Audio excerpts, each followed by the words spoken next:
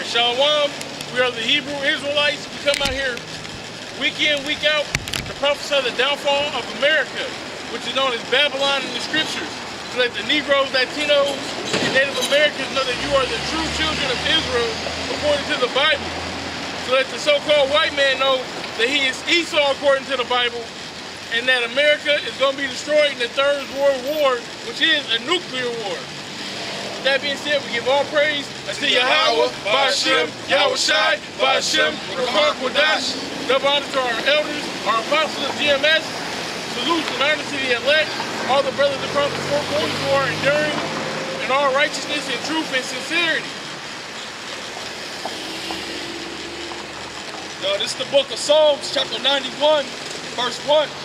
He that dwelleth in the secret place of the Most High shall abide under the shadow of the Almighty. Now what's that secret place? It's talking about the truth. We out here in the open, so that's not a secret, but this word is secret. He said that he reveals his secrets unto his servants, the prophets. So we come out here and we prophesy the downfall of America. Great country, we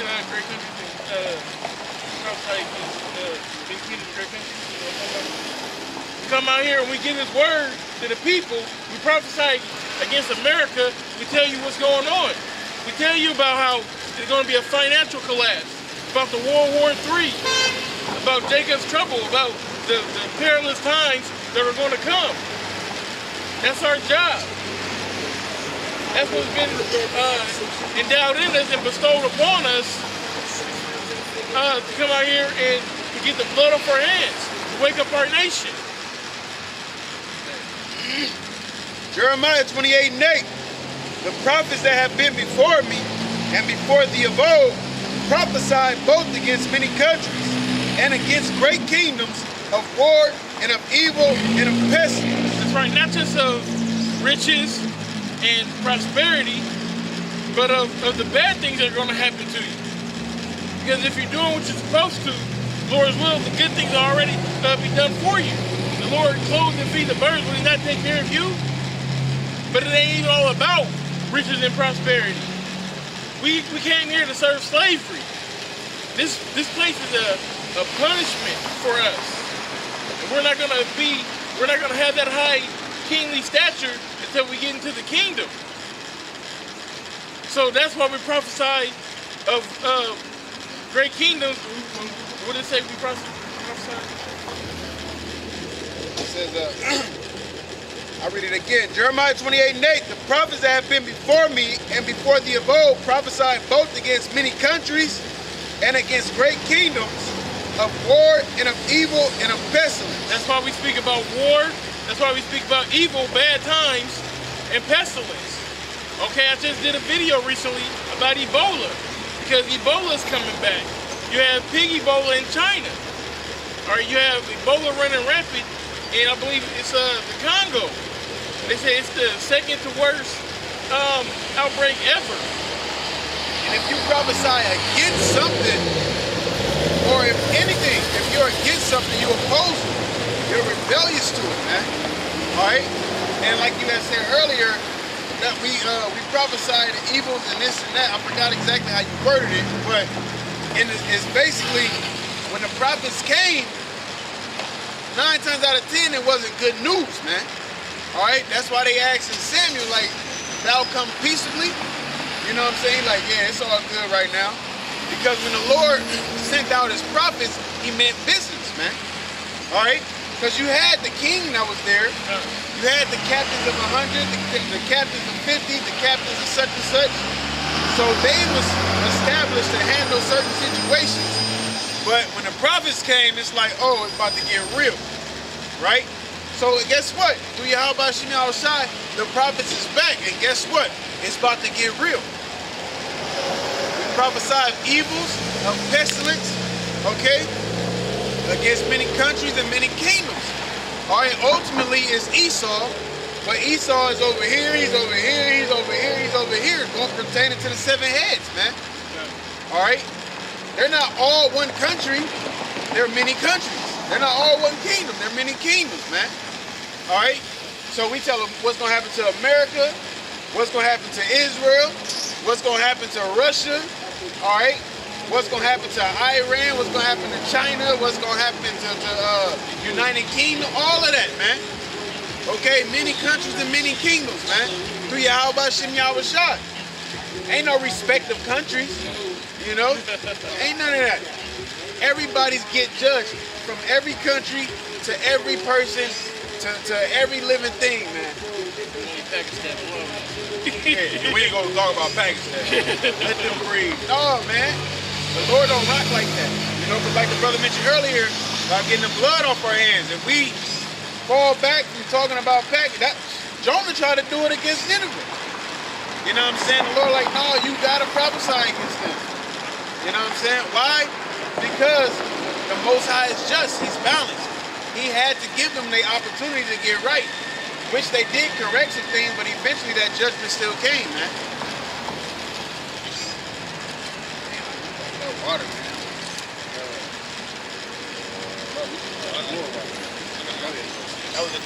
This is the book of Ezekiel, chapter 2, and verse 9 and through 10. It says, and when I looked, behold,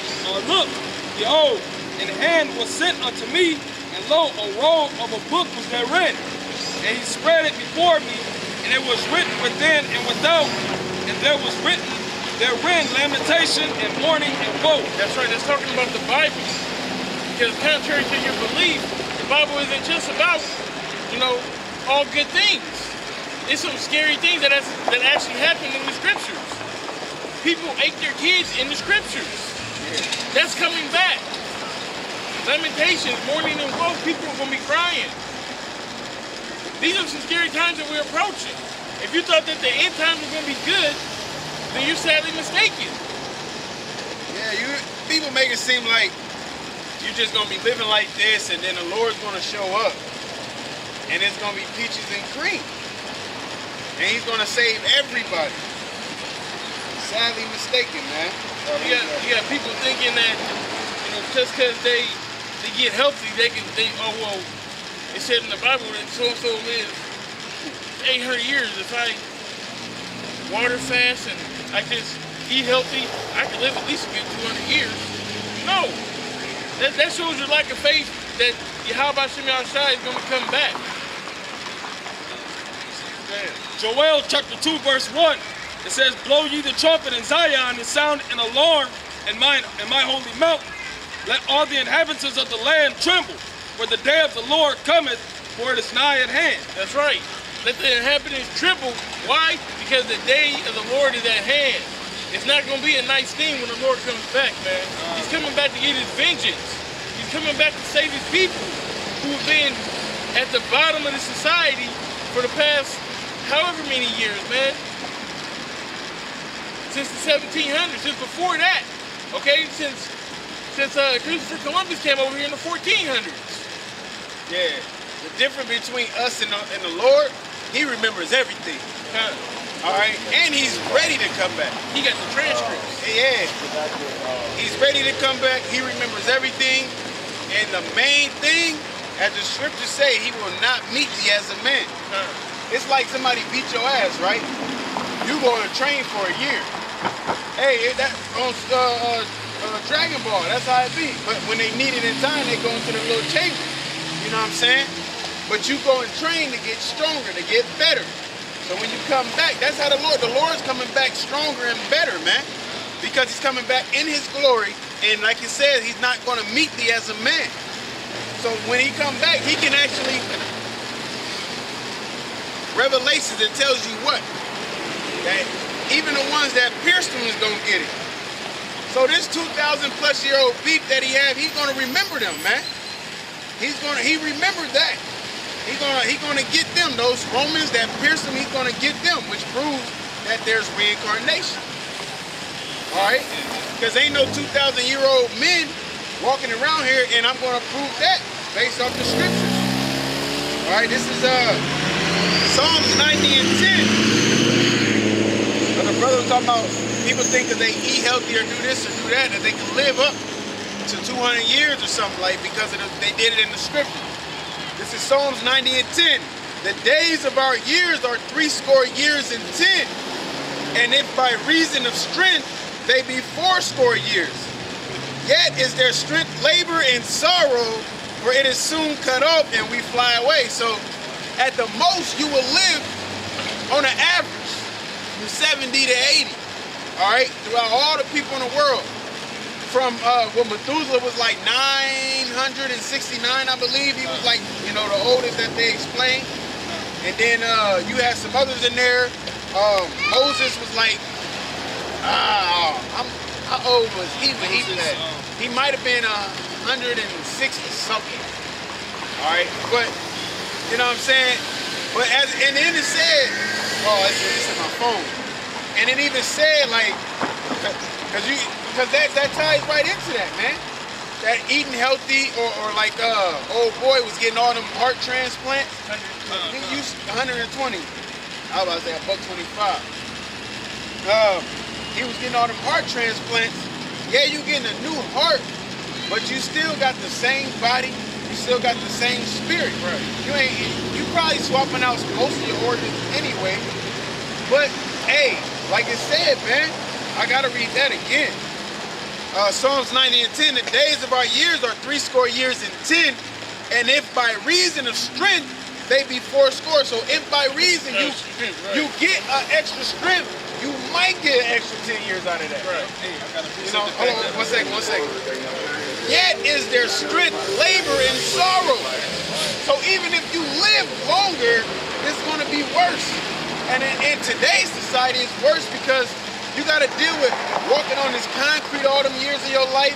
Now you got back problems, and this is work, and this is hurt, and this and that. All of that. And the good foods that you eat ain't even all the way good.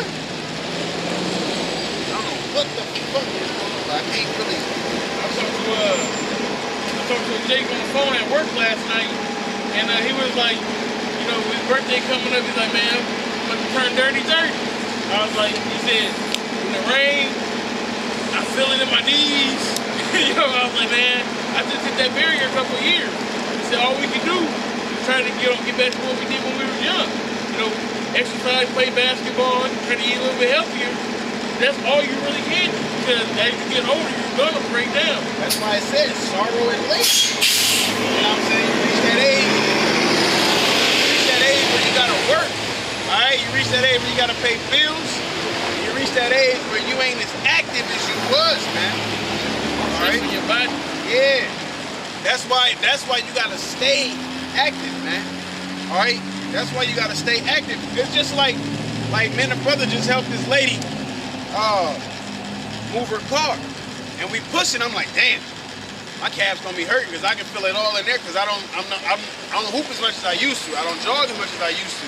I'm not as active as I used to be. So now that I'm using those muscles again, they like, it's gonna be a shock basically. You know what I'm saying? It's like somebody sleeping, you slap them in the face. Like, oh, like they feel that sting, but they more so like, what's going on? All right, so that's why you gotta stay active. No matter what you do in this society, okay, you're gonna get old. The health foods you're trying to eat, they only help you to a certain point because they spray them with all kind of chemicals. They spray them with chemicals. They grow with chemicals. They spray them with chemicals, and they sell them with chemicals. And what does that make your body? Chemicals. Period. You know what I'm saying? All kind of shit. They have it to where articles will come out what these different pesticides and chemicals and things is doing to the crops. But they'll say, oh, well, this much is just enough. And this, no, it's poisonous, it's toxic. Don't use it at all. The Lord didn't say you can't eat a whole pork chop, but you can eat a piece of it. No. Hey, a little leaven leavens the whole lump. So if it's a little toxic, the whole fucking thing is toxic, man. It shouldn't be put in your body. Period, man. That's like you get some moldy bread, I'm just gonna put a little mold on. Yeah, that whole loaf. Shit. The whole loaf.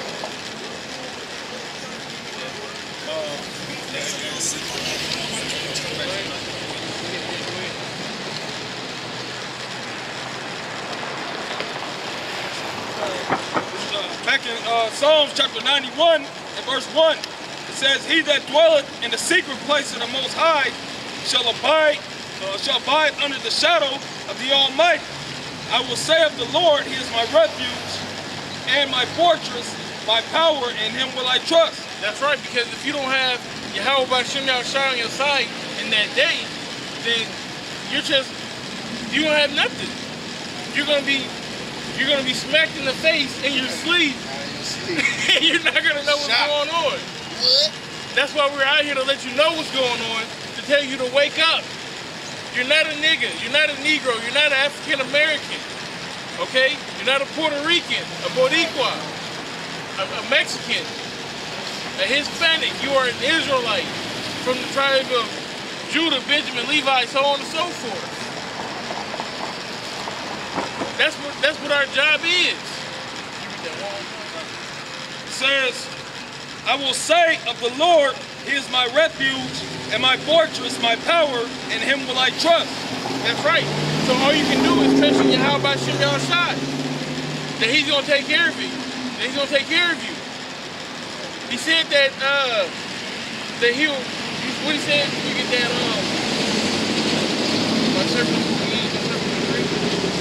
Yeah, and that's like when He said you're gonna dwell in the secret. Yeah, He's gonna give you that knowledge, but ultimately it's like Him hiding you from trouble. All right, that's the secret right there, Him hiding you. Because then you go to the next verse, it talks about the refuge and stuff.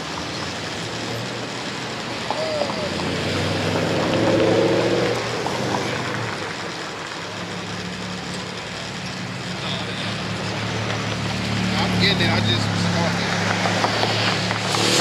Isaiah 65 and 13. It says, therefore thus saith the Most High, behold, my servant shall eat, but ye shall be hungry. Behold, my servant shall drink, but ye shall be thirsty. Behold. That's a major thing in the famine. When it's famine and pestilence out here, to be able to eat, to be able to drink while everybody else is running around like a chicken with their head cut off, like a chase roll. Let me finish this. It says, my servant shall rejoice, but ye shall be ashamed. I can't say it better than the scriptures. Straight to the point, man. That goes into that Luke 6 too, man, 25. That order them that laugh now, when ye shall cry later. Alright? That's what's coming to America, man. That evils and the pestilence, man. Okay? We're not here to say God loves everybody. It ain't the time for that. And God don't love everybody. Alright? He hate Esau. He's never gonna love Esau, man. He used Esau for what Esau's supposed to, what he created him for, man. For the days of evil. To be a whooping stick unto us. Alright? But if that's like in the movie The Wood, when she went and got her big, the girl got disrespected, she went and got her big brother. She didn't think he was gonna beat his ass like that. And I was like, no, I think she birdie. You know what I'm saying? But in a sense, he overdid it. You know what I'm saying? He could have just scared him a little bit or just stole on him one time. But he beat the brakes off of him, man. You know what I'm saying? So that's what Esau did unto us. He overdid the punishment that the Lord wanted us to go through. Why? Hey, it goes back to that blessing, man. I mean, it goes back to that birthright. Okay? It goes back to that birthright. He's still mad about that. The ones, the elite that know, they know about it. They still mad. They're trying to steal it. All right? But the ones, the average Joe six-pack walking around here, it's just in their spirit, man. All right? It's in their spirit to not, you know what I'm saying, to not be amongst us, not deal with us, to show hatred towards us, to despise us, all right, to disrespect us, okay? But it's all right, because joy gonna come in the morning.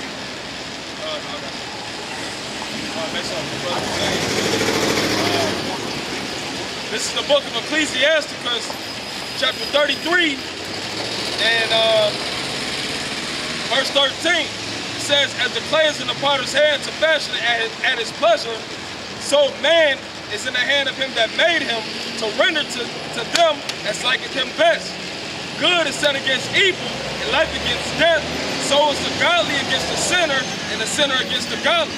So like the brother was saying from the beginning, hey, what's that Romans 9? It says the Most High, he says he hated Esau, and it said they hadn't even done no evil yet. Exactly. You know what I'm saying? So that means that shows that the Most High, he had an inheritance from the beginning. He set up the vessels of fitted to destruction and the vessels of honor. You know, the Israelites, the Negroes, Latinos, and Native Americans, we are that vessel unto honor, man. And the so-called white man, Esau Edom, is that vessel fitted unto destruction. And it's always been like that, and it will be forever, man. They did not say we will, and then on top of that, it says we will war with Amalek generation to generation. It's never going to stop, man. That hatred that the Most High has for them and the hatred that they have for the Lord, it's not going to stop. When the kingdom is established, that's when that hatred is going to stop. All right? Because when you go into Isaiah the 2nd chapter, it says all the nations are going to flow unto Israel for the keeping of the laws and of the commandments. Esau included, man. The so-called white man included. All right? That's all. Read back in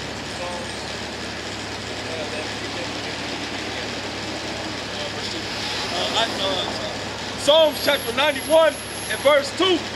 I will say of the Lord, he is my refuge and my fortress, my power, and him will I trust. That's right. So if you ain't got the Lord on your side, then this is what you're going to have to go through. Go ahead. Ezekiel 7 and 15. The sword is without, and the pestilence and the famine within.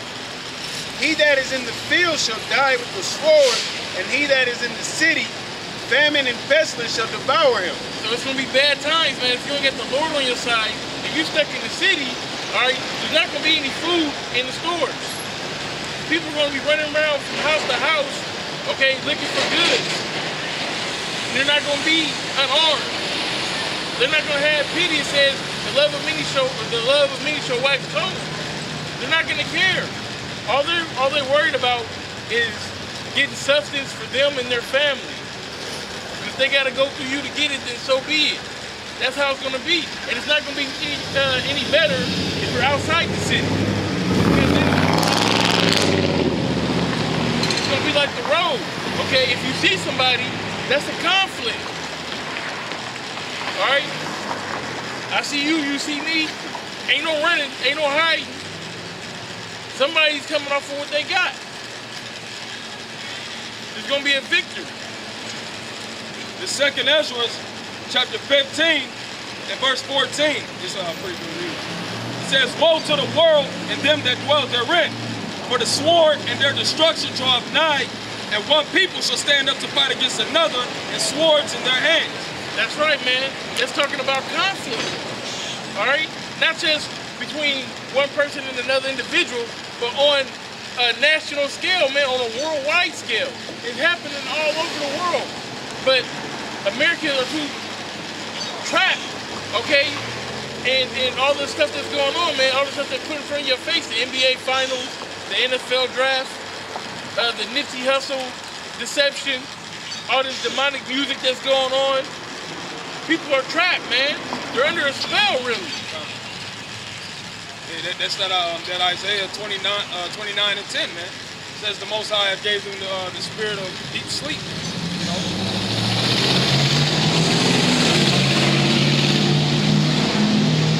This is reading on. It says, for there shall be sedition among men and invading one another. That's right. That's house to house. All right. Look, it's me, my wife, and we got 3 kids. We got enough food for tomorrow. It's 10 more houses on this block. Let's go. You and probably the biggest boy, you know, whoever's the second in the house, probably not the woman, but they're gonna go and they're gonna see what they can get, man. Because if they don't, then what? It's worse to starve to death and to die of thirst than it is to be killed. You don't want that slow death. And it's your job to provide for the family. And you're going to be scared in that day.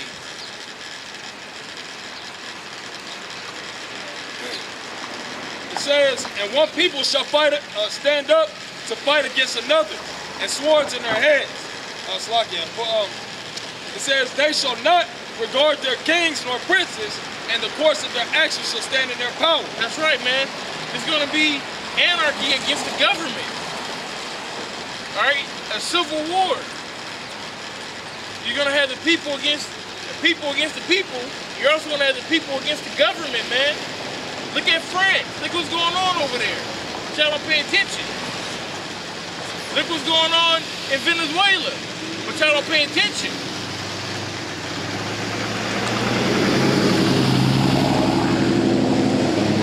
The Lord is giving you example after example after example. But would you say he gave you eyes that see not and ears that you hear not? But the things that you can't see and hear is the prophecies, the breakdowns, and the signs, man. Because he said he was going to... When you read Matthew 24, it's a whole chapter on what's going to be happening at the close to him coming, man. Which is what's going on now. Oh, there been earthquakes. Oh, nations been going to war. Oh, this is... But it's happening all at the same time. All within the same age, so to speak. All right? It ain't like our great-great-great-great-grandparents was going through this, and then they little ones, and then they little ones, and they little ones, and now it's down to us, and we just had the balls to come out here and teach the word. No, YAHAWASHI put the spirit upon Abba Bivens, that's where it started at, on down to where we at right now, man. He brought it out at the right time, and when they set they nest amongst the stars, then will I bring thee down. So he waited. Okay, like the Lord is bad, man. Anytime you just gotta think, keep that thought in your mind. The Lord is bad. Okay, all right. All his moves is perfect, man. He the wrong one you want to guard on the court. Wrong one you want to get in the ring with. Wrong one you want to be judged by, man. Okay? Because he's the almighty power. He's what did it say in Daniel? The time. What does it say? Daniel 12. Yeah. The shame and everlasting contempt. No. They call it the Most High. Oh, the Ancient of Days, man. All right. He's the Ancient of Days. So the oldest of the oldest of the oldest of the oldest of the oldest days. He's the oldest of the oldest, man. All right. He's the Creator. Before there was ever a creation, there had to be a Creator, man. So, back in 2nd Ezra, chapter 15 and verse 17, it says, a man shall desire to go into a city and shall not be able. For because of their pride, the city shall be troubled, the houses shall be destroyed, and men shall be afraid. That's right, man. That's what's going to be going on in the city, man. Bad times, man. Evil days.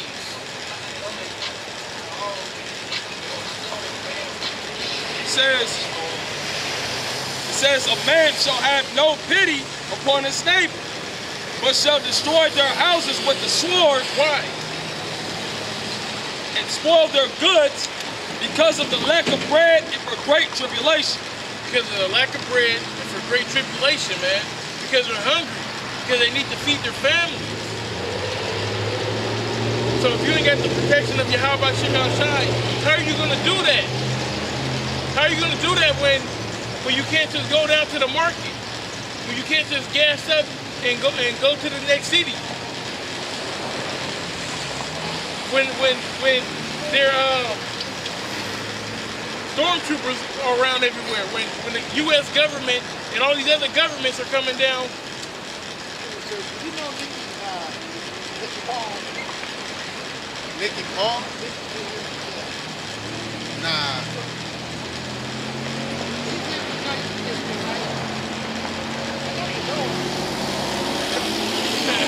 Obviously, we know what this hip is.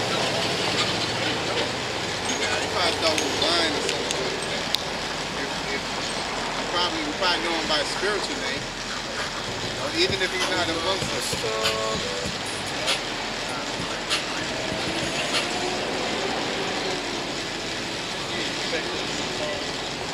Psalms 91 and verse 3. Surely he shall deliver thee from the snare of the fowler and from the noisome pestilence. That's right. That's talking about the ICBM missiles. Okay? It said, when it said the snare of the fowler, it's talking about a guy who basically catches birds, man. Read it one more time. It says, surely he shall deliver thee from the snare of the fowler, The trap of the fowler. and from the noisome pestilence. It's talking about the missiles, man. You don't want to be caught in a trap, man. America's a big trap. It's called a den. America, that's what America is. It sets you up to fail. You have confidence in this place.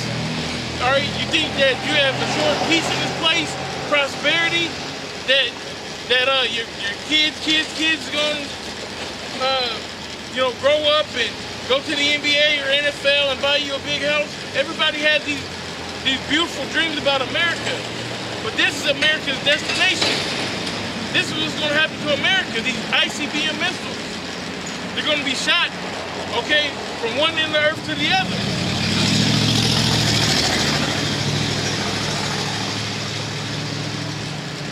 This is Micah chapter 2, verse 10. It says, arise ye and depart, for this is not your rest. Because it is polluted, it shall destroy you, even with a sword destruction. That's right, man. America is polluted. Everything is polluted about this place. The air is polluted, the food is polluted, the music is polluted. Okay? There's nothing pure in this place. There's nothing righteous about America. Yeah, it says the brother talking about it's a trap. They use their sorcery to entrap you. Like, people don't want to come out of it. You know what I'm saying? It's not like it's easy peasy come out of it. Oh, okay. No, Esau and the way of America influenced you. Just like women being in order. The brother sent out an article saying Christianity is basically saying how a Christian woman should deal with a black Hebrew Israelite. You know, which is straight madness. Why? And